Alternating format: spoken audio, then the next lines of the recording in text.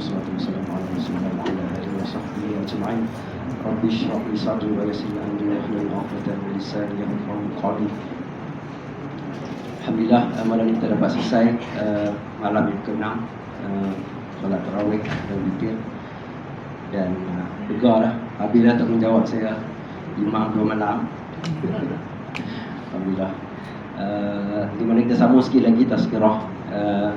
Bukan tazkirah lah, lebih pada perkongsian. Sebab saya bukan orang agama, jadi tak pandai lah bab agama.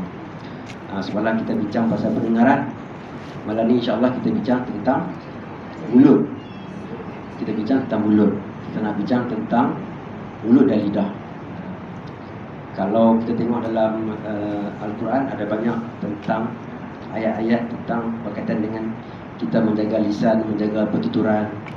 Dalam hadis ini Rasulullah SAW kata, katalah baik ataupun diam. Itu dari segi ibadahnya dan juga dari segi akhlaknya. Tapi dari segi sainsnya pula, saya nak mengajak untuk kita berkongsi tentang kebersihan mulut, ataupun oral hygiene. Kebersihan mulut ni adalah salah satu sunnah. Rasulullah SAW ada sebut dalam hadis sahih. Dia kata kalau dia takut nak memberatkan kita, dia nak suruh kita bersiwak setiap kali sebelum solat fardu. Maknanya 5 kali. Nak menunjukkan betapa pentingnya kita menjaga kebersihan mulut. Cuma dia kata takut berat sangat, jadi kena bersugi. Dia nak bagi penegasan kepada mencuci mulut. Jadi sunnah yang di sini ialah sunnah menjaga kebersihan mulut ataupun kesihatan mulut. Bukannya mesti kita pakai kayu sugi ataupun bersiwak. Sunnahnya ialah kebersihan mulut. Tapi pada zaman itu, itulah sumber untuk memburus gigi menggunakan kayu siwak. Dan masih lagi diamalkan hingga sekarang. Tetap juga sunnah. Dan ada kajian yang menjalankan kajian-kajian berkaitan dengan miswak ini ataupun kayu sugi ini. Memang ada kelebihan-kelebihan tertentu. Antaranya dia punya fiber tu boleh mencuci, membersihkan. Dia juga ada anti kuman. Jadi bukan sebarangan Rasulullah SAW pilih kayu tu, dia ada advantage dia. Dan dari sudut sains moden pula, kita menggunakan brus gigi lah. Brus gigi dengan ubat gigi yang mana kandungan juga tidak banyak berbeza. Ada anti kuman, ada fluorida dan ada bahan-bahan lain untuk menguatkan mulut dan kebersihan mulut. Jadi dan ada orang buat kajian pula membandingkan penggunaan dengan moden dengan miswak. Dua-dua ada kebaikan. Jadi apa sarannya? Kalau boleh kita buat dua-dua. Kalau kita ikut Rasulullah punya style, dia ada hadis daripada Aisyah, dia kata Rasulullah kalau keluar, dia balik rumah, dia bersugi dulu. Jadi maknanya kita kat luar kan makan macam-macam, tidur macam-macam dan sebagainya, ada pencemaran. Jadi membersihkan dulu bila masuk rumah. Itu kita jarang buat lah. Saya pun bila membaca sebelum bagi tazkirah ni, ada satu hadis tentang ni, hadis sahih. Balik keluar rumah, balik bersugi dulu, ataupun berkumur-kumur dan sebagainya lah. Jadi Rasulullah telah menunjukkan contoh bahawa kepentingan kesihatan mulut tu penting. Satu yang sunnah, satu yang baik. Tapi kita mungkin terlepas pandang sikit kot. Jadi mungkin lepas ni kita sama-sama, termasuk saya sendiri, kita berus gigi dengan kaedah moden ni. WHO sarankan sekurang-kurangnya 2 kali. Macam biasa kita lepas bangun pagi sebelum solat, janganlah ada yang solat subuh tak berus gigi ataupun tak berus gigi. Macam kita lepas sahur lah kan, sebelum kita solat dan sebelum kita tidur. Antaranya tu, kalau boleh kita cuba bersiwak sekerak yang boleh, menggunakan kayu sugi. Sebab tu kalau kita pergi, orang-orang yang dah pergi haji, kalau tengok tutor Arab dekat sana tu, dia biasa bawa dalam poket ada masa dia bagi pasal macam ni. So itu dan apa kesannya, mulut kita ni ada banyak kuman yang memang tempat tinggal dia dalam mulut. Tapi kalau kuman tu duduk dalam mulut, dia tak memberi bahaya. Sebab dia memang rumah dia di situ. Badan kita ni ada kuman yang memang rumah dia di situ. Dekat kulit kita ni ada kuman, dalam mulut kita ada kuman, dalam perut kita ada kuman. tapi dia original, penduduk asal, bukan pendatang. Jadi kalau dia kuman asal, duduk dekat tempat asal, dia tak bagi mudarat, malah dia ada kerja dia. Kalau dekat perut usus ni ada lactobacillus, dia membantu penghadaman. Kuman ni kalau dia duduk tang lain, itu masalah.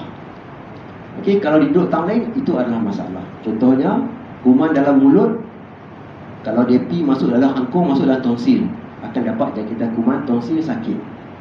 Sebab tu kalau dia pergi tang lain, dia jadi masalah. Kalau kita luka gigi longgak, kuman masuk dalam celah gigi tu, masuk dalam ni, sakit gigi, yang sangat sakit. Jadi penting kita jaga kebersihan mulut. Dan macam saya ni banyak menerima kes-kes kanser, kanser mulut, kanser lidah, yang sebahagiannya dulu kita dapati punca kanser mulut ni adalah kanser disebabkan penggunaan rokok, arak. Rokok tak sangatlah, arak dengan pinang. Pinang tu yang paling kuat lah, sebab dia ada bahan-bahan itu. Dan pinang ni keras, bila kita gigit, dia meluburkan gusi dan lidah, lama-lama boleh menyebabkan menjadi kanser. Sebab tu kanser mulut ni banyak di India, Papua New Guinea, Nepal, banyak. Tapi sebahagian dari pesakit saya adalah pesakit-pesakit yang tidak ada ciri-ciri ketiga-tiga ni. Tidak merokok, tidak minum arak, tidak makan pinang. Lalu mana orang makan pinang dah, ya? Hatta rakan-rakan kita keturunan India pun tak makan dah pinang, kan? Serai pinang, kan? Tak ada dah. Tuk-tuk kita pun lalu tak ada dah. Jadi, tapi tetap juga ada kanser. Jadi, bila saya tengok, saya rasa antara faktor utama ialah kerap tercedera lidah sebab tergigit. Sedangkan lidah lagi tergigit, kan? Sekali-sekala gigit okey. Kalau lama-lama tergigit di tempat yang sama, kecederaan lidah tu berulang banyak kali, lama-lama boleh bertukar menjadi kanser. Jadi macam mana kita nak elak? Kita berhati-hatilah, kita mengunyah, jaga kebersihan mulut. Dan dulu ni kita tak peduli rahang kita tak sama, atas bawah. Bila kita menggigit tu tak tepat, boleh mencederakan mulut ataupun gusi ataupun gigi. Sebenarnya itu lah ni, anak-anak kita ni, anak cucu kita tak sama sikit dah bawa pergi jumpa doktor gigi, pasang braces, bagi sama balik. Ada kepentingan dia. Sebab tu kita kalau boleh di atas, di bawah ni kalau boleh tak lari banyak sangat. Sebab bila kita lari banyak, kita akan mengunyah dengan cara yang kurang selamat, sebab dia tidak simetri. Muka kita ni, sebab apa dia cantik dan elok? Sebab Tuhan buat dia simetri. Sama aja. Dan muka orang tu memang kenal dengan hidung dia. Kalau ambil muka Pak Ya pun kat Cikgu Razali, dia tak sama, dia tak handsome. Lah ni dua-dua handsome. Sebab dia simetri dan Tuhan buat macam tu. Tak boleh ubah-ubah. Mulut kita pun sama, dia ada simetrikal dia bila dia mengunyah. Jadi itu mungkin jadi kalau sebagai satu bentuk kesedaran, sebab saya masih dapat pesakit kanser yang datang pada tahap lewat, tahap 4. Bukannya mereka tak tahu, sebab ulcer mulut ni bukannya susah nak tahu. Sikit pun sakit, kan? Sikit pun sakit. Kalau gosok gigi pagi-pagi tu sakit. Tapi mereka ingatkan ulcer mulut ni biasa. Seminggu, 2 minggu biasa, 3 minggu biasa, 4 minggu biasa, sebulan biasa. 2 ulang ambil ubat kumur, ubat sapu. Ada yang sampai 6 bulan baru datang ke hospital.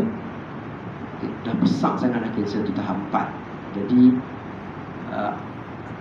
antara pengajaran kebersihan malam ni ialah yang pertama, menjaga kebersihan mulut adalah sunnah. Kita cuba laksanakan sebaik mungkin mengikut seperti yang diamalkan. Dan apabila kita ada sunnah dengan bersugi, kita cuba gunakan bersugi selang-selang, di samping kita menggunakan kaedah moden seperti biasa. Yang kedua, kalau berlaku kalau ada rasa macam bila mengunyah tu rasa macam ada masalah, jumpa doktor gigi tu tengok. Terutamanya yang anak-anak kita lah. Dan dia mesti cuba, seboleh-bolehnya cuba sama. Okay? Dan yang ketiga, dalam kita mendapatkan rawatan awal untuk kanser mulut, kanser lidah, kita cuba hukumnya ialah jika ada ulcer pada lidah ataupun mulut yang lebih daripada 2 minggu, mesti jumpa doktor pakar. Kalau ulcer biasa, hak kita duk kenal selalu ni, dia paling lama pun 2 minggu je. Dia tak akan lebih, kan? Mesti biasa kenal, kan? Biasanya seminggu je. Hak-hak ni sikit mungkin 2 minggu. Kalau kita tak ambil ubat apa pun, kumur air garam saja pun, seminggu confirm hilang. Itu adalah ulcer biasa. Tapi kalau 2 minggu, 3 minggu tak hilang, kena jumpa doktor pakar, sebab ada kebarangkalian ulcer itu adalah kanser lidah ataupun mulut. Yang kita perlu ambil tisu untuk confirm kanser, dan insya-Allah kita boleh rawat. Macam-macam kaedah rawatan pun ada. Keadaan yang terbaru yang saya selalu keluar masuk TV itulah. Yang penting boleh dirawat. Dan di peringkat kalau tahap 4 pun kita rawat juga, tapi cabarannya lebih besar. Saya minggu depan dah mula ada 3 orang, 4 orang menunggu untuk kita buat rawatan. Dan ada sebahagiannya bukannya dia tak tahu, tapi dia rasa macam itu biasa. Jadi berbulan-bulan anggapkan dia biasa, sampai dah sakit teruk baru datang jumpa pakar dan dah sahkan dia kanser. Dan bila lama ni dia dah jadi tahap 3 dan 4 lah. Walaupun insya-Allah tahap 4 pun, tahap 4 yang tertentu masih boleh dirawat. Jadi kita usahakan. Tapi sayang sekali lah, sebab kita dah tahu ulcer tu dah ada. Dia tak sama macam kanser usus. Kanser usus ni kita tak perasan. Sebab tu kadang-kadang sedap-sedap tahap 4. Tapi ulcer lidah ni tak sepatutnya kita terperasan bila dah tahap 4. Sebab dia mula kecil dah sakit. Jadi itulah mungkin boleh kongsikan. Kalau ada ulcer mulut atau lidah melebihi 2 minggu, berjumpalah dengan doktor pakar. Kalau tak kanser pun tak apa, Alhamdulillah. Tapi kita takut dia kanser. Sebab ulcer mulut biasa jarang-jarang melebihi 2 minggu. Sangat jarang. Kalau tak percaya boleh try balik sekejap lagi tokok lidah pergi pecah sikit. Nanti dia jadi ulcer putih tu kan, kelopak garam tu kan. Tunggu seminggu mesti hilang. Kalau tak jadi kanser lah. Jadi itulah sedikit perkongsian malam ni tentang kebersihan mulut, tentang penjagaan mulut, dan sedikit sebanyak maklumat tentang kanser lidah. Ada soalan? Soalan. Kanser prostat. Macam mana? Kanser prostat. Okey, kanser prostat ni dia tidak biasanya kalau berumur 40-an, 50-an, kita disarankan buat saringan kesihatan setiap tahun, setahun sekali. Dan salah satu ujian kanser prostat ni yang bagus sedikit ialah dia ada boleh test darah. Bukan semua kanser kita boleh test darah sebagai saringan. Prostat ni dia ada PSA, Prostatic Specific Antigen, yang boleh ambil dengan darah saja. Jadi kalau pergi buat ujian tahunan tu, cuba tambah satu PSA tu. Dia boleh detect kalau dia tinggi. Dia ada beberapa kanser ni ada darah boleh test sebagai saringan. Simptom dia apa? Ya? Simptom dia biasanya berkaitan dengan pembuangan air kecil lah. Dia ada 2. Yang pertama adalah prostat yang bukan kanser. Yang orang panggil prostat tu lah kan. Tu dia adik-beradik dengan tak dengar semalam sebab umur. Hak tu tak dengar sebab umur, hak ni pun sebab umur juga. 60, 70, prostat tu dia bengkak sikit, dia besar sikit. Sebab apa? Dia kerja kuat lama dah. Macam-macam kerja dia buat. Jadi dia bengkak lah sikit. Kalau bengkak besar sikit, dia blok saluran kencing. Jadi akan dapatlah gejala seperti kencing kerak, kencing tak lawas, nak terkencing tapi tak kencing-kencing, dan sebagainya. Kalau prostat ni dia ada tambahan sikit, dia mungkin sakit, dan juga dia mungkin boleh ada pendarahan ataupun tak ada perasaan apa langsung kan. Jadi sebab tu penting kalau salah satu bentuk ujian saringan boleh buat test PSA tadi sebagai satu bentuk saringan. Tapi yang penting kalau ada simptom, jumpa dengan doktor. Sebab kadang-kadang simptom antara, kalau peringkat awal kanser, simptom antara yang bukan kanser dengan kanser, dia lebih kurangnya. Sebab tu kita jangan buat keputusan sendiri ya, jangan buat andaian sendiri. Kalau tak pasti jumpa doktor. Sebaik-baiknya jumpa doktor yang pakar dalam bidang itulah. Kalau ulcer mulut tadi, jumpalah pakar mulut ataupun pakar telinga hidung tekak menurut saya adalah boleh terus kita boleh nilaikan. Kalau kanser-kanser lain pun jumpa dekat pakar dalam bidang berkaitan supaya kita dapat kesimpulan. Jadi dari segi kekerapan, kanser prostat jauh lebih kerap dari kanser lidah. dari segi kekerapan dia jauh lagi. Macam kita ni di Malaysia ni, kanser paru-paru, kanser usus, kanser prostat, top 3 tu. Kanser usus dan perut sekali lah, top 3. Lidah ni dia tak kerap sangat, dia di bawah. Tapi sebab lidah ni, sebab dia di lidah, walaupun kanser tapi lidah ni dia bagi kesan mungkin yang jauh lebih berat daripada prostat. Prostat, katakan ada kanser, kita nak rawat dengan cara pembedahan ke, dengan tu bukan orang nampak apa pun kesannya. Tak perasan, tak ada apa. Sama juga kanser usus, kalau kecil, buang usus, cantum balik, okey saja. Tapi lidah ni, walaupun kecil, kalau rawatan dengan cara pembedahan, akan terasa kesannya. Sebab tu kena buat awal lah. Kalau kecil, potong kecil. Kalau besar, potong besar. Memang akan terjejas. Sebab lidah kita fungsi dia apa? Yang pertama, kita bercakap. Sebab tu lidah ni dia tak ada tulang. Dia hanya ada otot sahaja. Otot halus dan otot keras. Otot keras untuk pergerakan jalan panjang apa semua kan. Otot yang halus sikit untuk bagi rupa lidah tu dia ada berisi sikit lah. Kau tengok lidah lembu nanti korban kan, boleh tengok lah. Dia otot saja, dia isi saja. Dia tak ada tulang, tak ada urat, semua tak ada. Sebab tu kita cakap dia cantik. Yang kedua, kita menelan. Kena ada lidah dan boleh bergerak dari depan ke belakang. Yang ketiga, deria rasa ada atas lidah. Deria rasa, salah satu panca indera khas yang Tuhan bagilah. Pendengaran, bau, salah satunya adalah rasa. So rasa ni ada pada lidah, ada sikit-sikit dalam hongkong. Jadi kalau jadi ulcer, mungkin kat bahagian tu kurang masalah. Dan salah satu kesan sampingan rawatan kanser lidah yang saya buat dekat USM, rasa dia akan terjejas sikit lah. Tak nak buat apa dah sebab kita nak rawat. Tapi insyaAllah pertuturan okey sebab kita tak potong. Kalau kita potong, pertuturan akan terjejas. Kalau potong kecil, terjejas sikit. Kalau potong banyak, terjejas banyak. Sebab tu penting datang awal, supaya bila kita rawat kecil, terjejasnya kurang. Wallahu'alam. Solat akhir. Ni kalau kain tengkok ni apa? Kerat. Kering tekak Kerat 8 ayat ah. Kalau saya jawab lagi ada yang terasa lah. Dia macam ni, kering tekak. Lidah. Kalau kita puasa memanglah normal. Itu yang pertama. Yang kedua, untuk orang yang puasa tu cerita lain kan, semua orang puasa kan. Untuk yang tak, kalau kita tanya tak puasa, ada orang dia kering tekak cepat. Ada beberapa golongan lah yang akan mudah kering tekak cepat. Yang pertama, orang yang hidung dia tersumbat, dia menyawa banyak ke mulut. Ataupun waktu dia tidur, dia berdengkur kuat, mulut terbuka, hidung sumbat, dia nyawa ke mulut. Orang yang tidur menyawa ke mulut, tekak dia confirm kering. Pagi-pagi makin kering. Ada satu lagi golongan ketiga, hak ni ramai perokok tegar. Okay? Sebab asap rokok tu dia menyebabkan lapisan permukaan daripada mulut kerongkong tu dia kering. Dia kekurangan benda. Sebab benda tu dah pun dimusnahkan secara perlahan.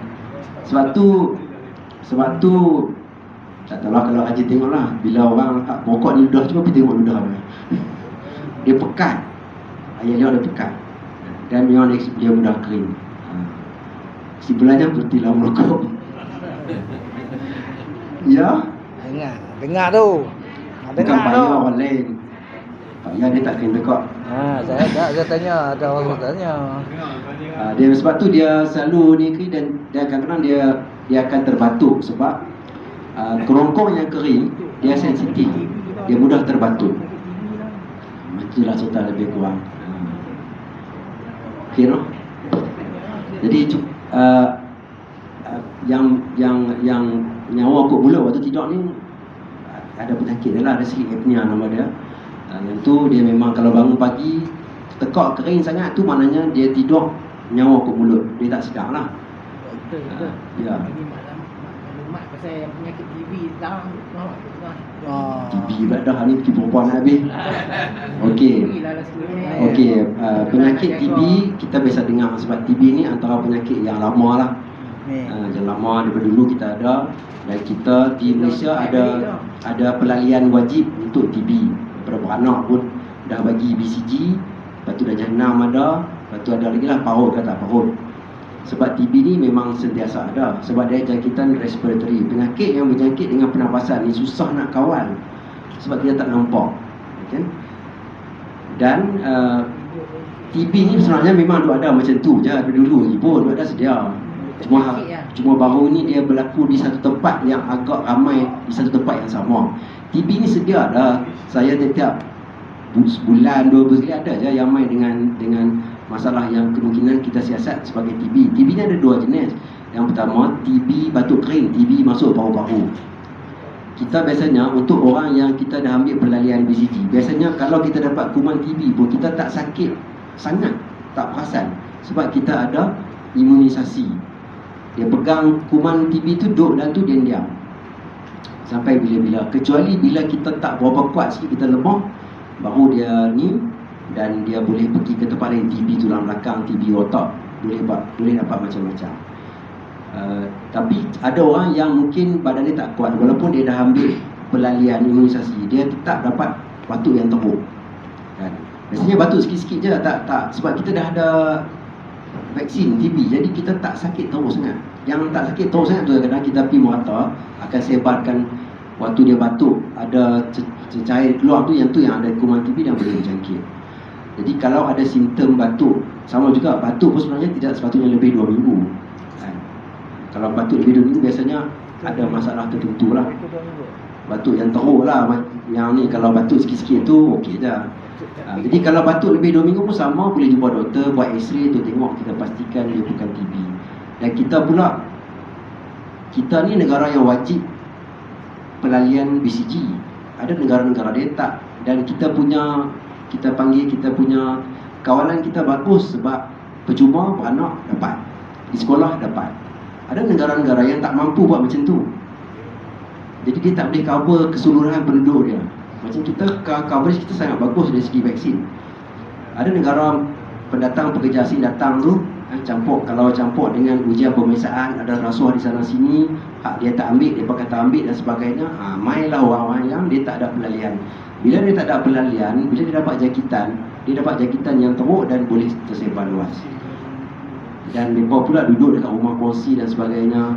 Dan hari Ahad mereka keluar pergi supermarket, pergi mall, plaza macam kita. Itu berlaku penularan tu.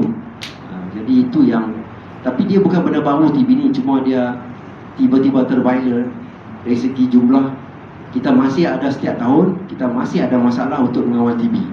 Sama macam kita masih ada masalah untuk mengawal denggi, kita juga masih, mana kita tak boleh nak tekam betul-betul lagi, masih kena sentiasa berhati-hati. Dan kalau bekak di leher main dekat saya pun, antara penyiasatan yang kita buat ialah TB. Dia boleh bekak di leher macam ni. TB peti suara pun saya pernah jumpa, TB dalam hidung pun saya pernah jumpa. Sebab TB ni macam sebut ada 2. Hak yang standard paru-paru, tapi dia juga boleh pergi tempat lain. Dia boleh pergi semua tempat. TB tulang belakang, TB otak. Dan ada rakan-rakan kami yang bekerja di hospital dapat TB pada otak. Sebab patient duk main, kita mana tahu. Kadang dia tak sakit sangat, itu yang susah. Jadi ambil langkah berjaga-jaga seperti biasa. Kalau kita rasa bimbang, pergi tempat crowded, pakai mask. Itu, tapi dia bukan tiba-tiba ada. Memang dia tak tahu kita ada kes. Tak berapa turun lagi. Malah pattern beberapa tahun ni dia macam duk naik sikit. Sebab sekarang ni pergerakan penduduk dunia tak ada sepadan. Sagi pergi sana, sagi pergi sini, mudah bercampur. Ada negara yang belum cukup bagus kawalan dia, pekerja dia pergi ke negara lain. Kita pun pergi jalan ke negara lain. Itu yang jadi susah nak kawal penyakit berjangkit ni. Kalau kanser tadi penyakit tidak berjangkit, TB penyakit berjangkit. Wallahu a'lam. So harapnya dapatlah sedikit makluman, moga-moga bermanfaat untuk kita semua. Apa yang baik datang dari Allah Subhanahu Wa Taala, apa yang kurang tu adalah kelemahan kita sendiri. Kita tangguh kalau dengan tasbih kibara Rasulullah.